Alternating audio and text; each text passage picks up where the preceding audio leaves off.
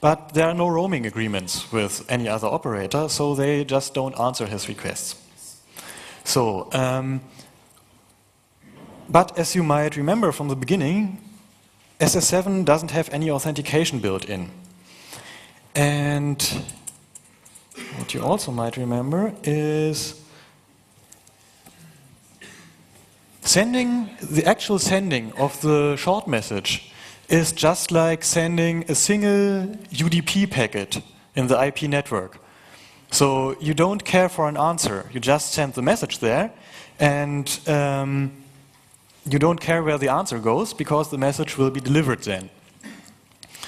So just like with UDP or IP, you can write any sender in there, and but to be able to find out where to send this message, you need to have the routing information. You need to know what MSC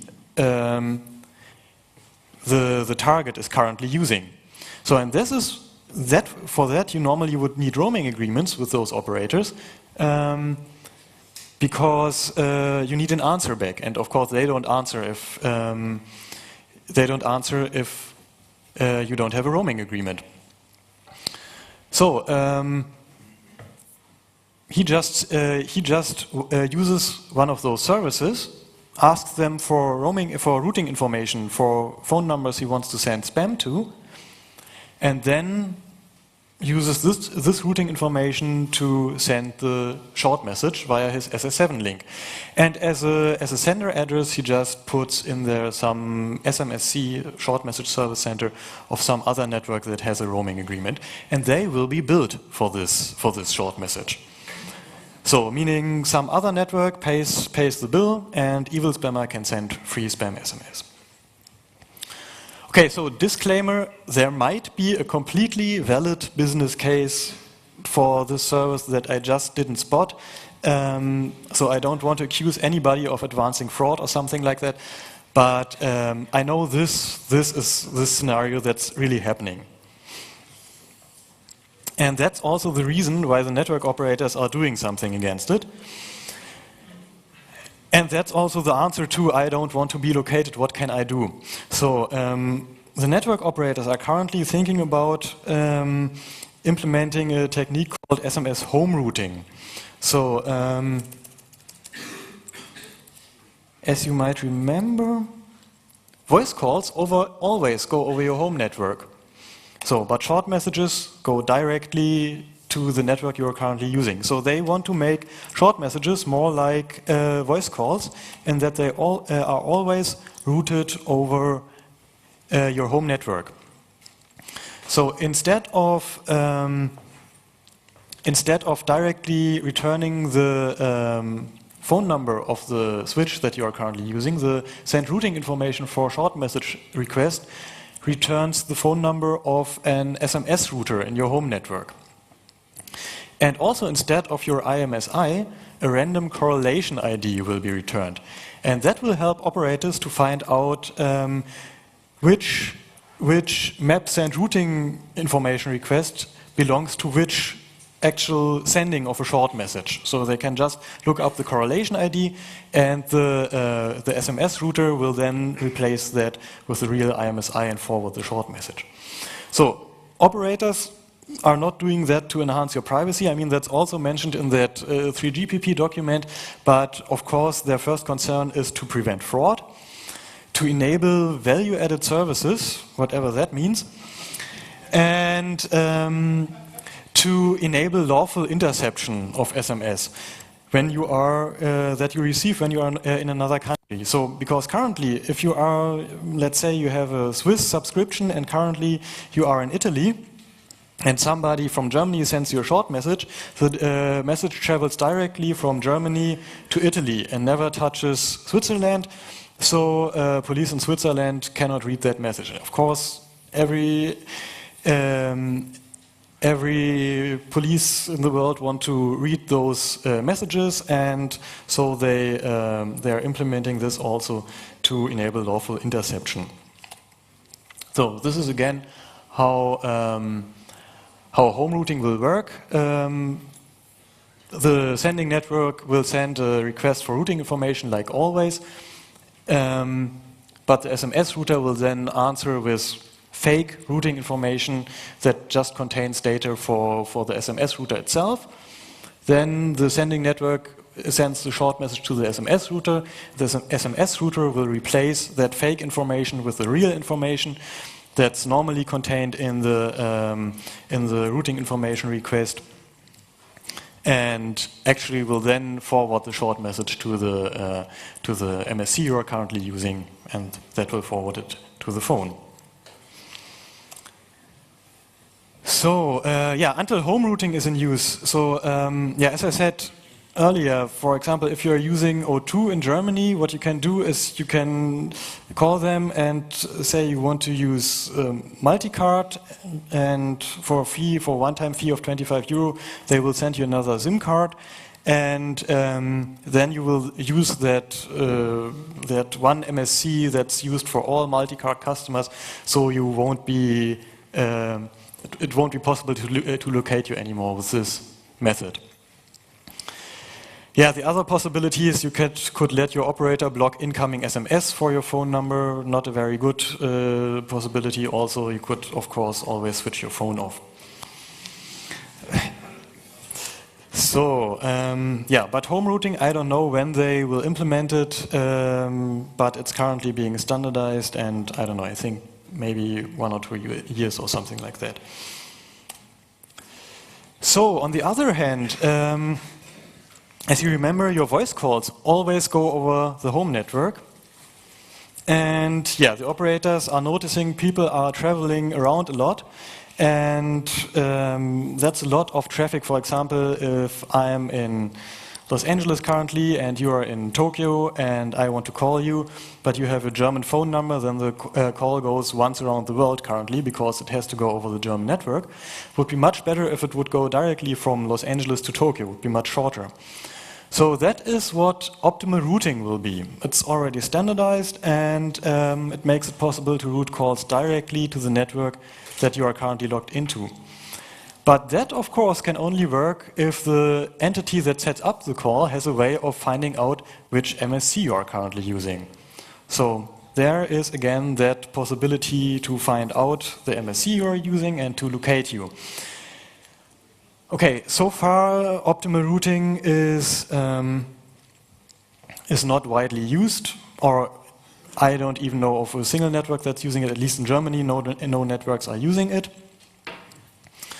And yeah, of course, charging issues have to be worked out, because if your calls don't even touch the network anymore, that has to bill for them, has to pay for them, or has to issue a bill for them, then there are some issues to be worked out. So I don't know when this will be implemented or if it will ever be implemented, but that would then be another way to find out your location. So again, call setup with optimal routing. Your home database gets asked for routing information. It gathers the routing information it needs and sends the routing information directly back to the network that asked for it. So that's much like, so short message they're converting short message sending to be more like voice calls, and voice calls to be more like short messages. So, and then the call setup message, initial address message that's below here, will go directly to the switch you're currently logged into. Okay, that's it. Thank you very much.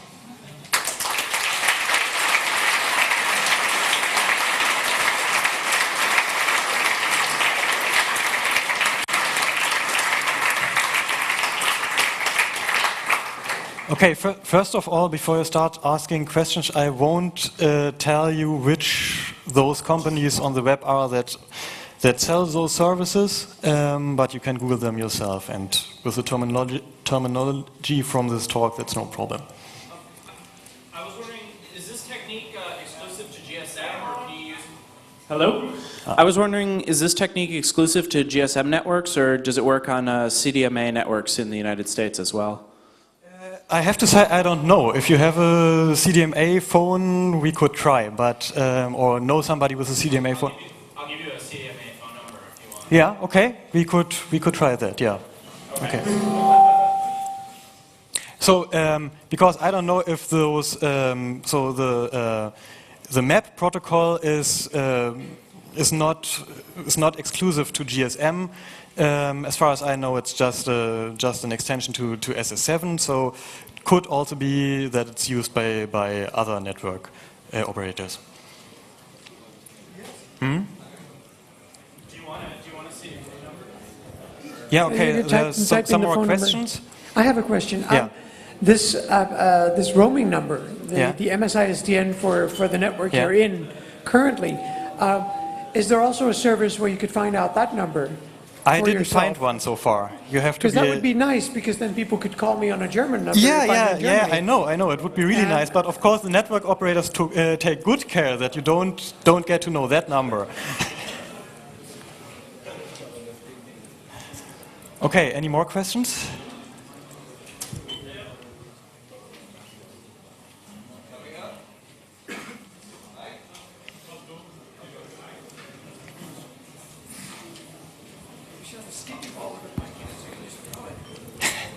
How are you doing? Just wondering, how much information can you infer from the mobile number you're given when a call is made to you in another country? Where are you? Here, sorry. Okay. Okay. Could you repeat your question? When you make a call to a number that's roaming in another country, and the service returns the mobile number equivalent to the roaming number, how much information can you infer from that mobile number? At least the country, can't you? So you could tell anyway what country the person's in, even if they are roaming. Sorry, I didn't. You said at the current system, Yeah. if you're roaming and someone places a call to your number, Yeah. that a mobile roaming number is returned to them, that they call that. Yeah. Right. So how much information does that number give away? The roaming number you mean? Okay, so the roaming number is just, as far as I know, just a normal phone number in the just a normal mobile number that's in a number space on that network.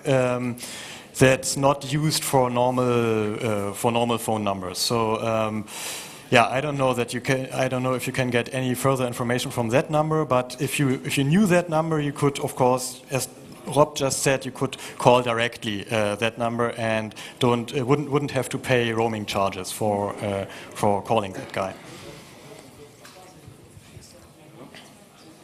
Hello? Yeah. Just one question about optimal routing. Wouldn't they lose the capability of lawful intercept if they are going to implement it? Yes, that's what I. So should we fear it? Or wouldn't be the agency do much more pressure on standardization to stop it? Well, I'm sure they find a way to somehow still intercept the calls. But yeah. Optimally route whatever is intercepted, which Yeah. means you could detect interception by just seeing if you're going through your home or not. Exactly. So Rob is just saying if you are being intercepted, then your call will not be optimally routed. So when you Good point.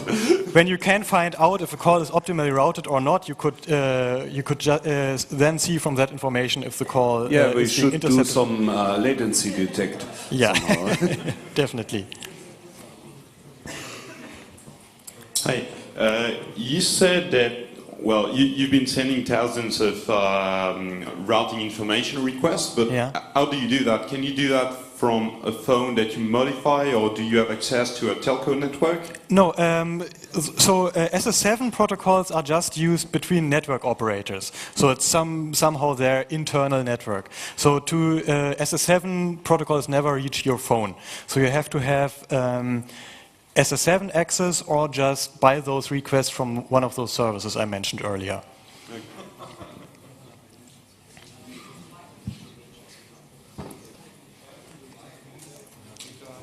Okay, any more questions? Yeah, I wonder why they get access to these SS7 messages at all. These operators that you've been using. Why do the phone companies let them do this kind of stuff? Good question. So they are usually also sending companies who are offering SMS large accounts, so meaning you can use them